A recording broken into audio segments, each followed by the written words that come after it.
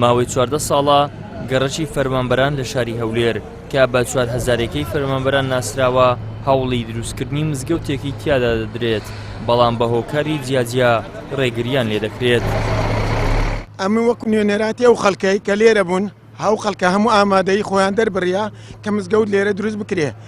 چواردەورەی ئەم پارچە زەویە نۆتوسارمارە هەر نۆتوسار ماڵەکە ئامادەیان نیشان داوە کە مزگەوتەکان بکرێتن لێرە. ئەو گەڕەکە پێویستی بە مزگەوت هەیە، لەبەر ئەوەی دووری ئەو مزگەوتە لە هەموو مزگەوتەکان زیاتر لە 1200 بۆ 1300 مەترە. ئێستاش بە هیمەتی هەموو لایەک بە ڕەزامەندی هەموو لایەک ئیشەکە جێبەجێ دەکرێتن لە خوای گەورە بە زیاد بیتن. ئەوە خەڵک هاتیە بەرەوڕووی ئێوە لە بەرامبەر کامیرا خۆیان نیشاندایە کە ڕازینە ئێرە بکرێتە مزگەوت. هەر کەسێکیش ناڕازیە دەتوانی بچێتە وەزارەتی ئەوقاف کە وەکو ئێمە بتوانی خەڵک خڕ بکاتەوە داوا بکاتن کە مزگەوت نەکرێ.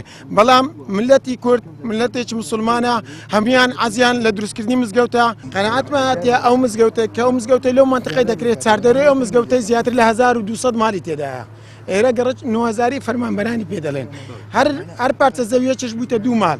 یعنی ئەگەر بێت و لە هەر ماڵێکی یەک کەس نێژی بکاتن پێویستی بە 1000 نەفەر هەیە لێرە نێژ بکاتن. خەڵک لێرە دەبێت بچێتە مزگەوتی شەهید وەنفال 1200 مەتران 20 دقیقە بۆ 25 دقیقە لێ بڕوە. مزگەوتی فیردۆس تەواو نەبووە، ئەو نزیکەی 1000 مەتر دوورە. مزگەوتی مەلا فاتیحە نزیکەی 2 کیلۆمەتر دوورە. خەڵکەکە چەند ساڵە بە هیوای ئەوەی ئیشەکە جێبەجێ بکرێتن. دانیشتوانی گەڕەکەکە کە دەڵێن ئەوەی لە چەند ڕۆژی ڕابردوو ڕوویدا لەسەر دروستکردنی مزگەوت کاردانەوە بووە و ئەو کەسانەی ناڕازیش بوون لە ئێستادا پەنجەمۆریان کردووە و داوای دروستکردنی مزگەوت دەکەن. ئەو 3 مار 4 مارن ئەوانە پیا دەکەن. ئێستا کە برێم نابیم ناویان بینم، ئەمانە هەموو کەسێک دەزانیان گۆش لەوانەیە جێتا لێ بچێ و چێنەوە گەرەوە بن. ئیستا ئەوانیش دیەکان خەرکەکە هەموو یە قسەیەوە ئەوانیش دایانگرتێ ئەوانیش دەرێن قەیدە ناکە مزگەوتێ بکرێت چونکە حەدیقەکی باشیان لە بۆ بەجێ دێنن 6 مەترە شتێکی ئەویان لە بۆ بەجێ.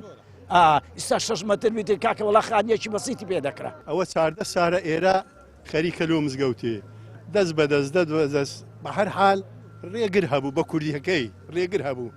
بابە ئەتوو مزگەفتت لۆ دەکرێت سبەینێ ئەوە خزمەت گوزاریە حکومەت بیکاتە ئاسایش پرس بە من دەکا بەو خوای 2 مەتریشی لۆ بە زینایلی و دەیکاتە ئاساییان دەیکاتە مەزگە شورتە خوا حافیز و تەواو ئەگەر ڕازی ئەوەی ئەگەر ڕازی نیشکەی فکۆتە. بەس ئەمە وەکو ملەتەکی کورد مسلمانی تێدا ئەو گەڕەکانە حەزمان لێ بکرێتە مزگەوت. ئەوەی لێرەیە هەمووی ڕاستیە. ئەوانەی کە ناڕازیشن ئەیبوو ناتوت نێرە دەبابێت لە بۆ ڕێستان قسە بکەن بۆ نایەن. ئەمە دڵیام ئەوان ڕازینە بەس ئێستا لە کاتی تووڕە بوو داقسان دەکە لە کاتی وڕە ناڕزایی دەردەبڕێ. ئێستا لەوانەیە یەکەم جار کە تێک ئەمە نزیکەی ئەوەندە پارەم سەر لەوانە یەکەم جار دڵم پێی ناخۆش بەس ئێستا مزگەوت دروست دەکرێ بەعەزەکە بێ لە خانۆکەی بێت.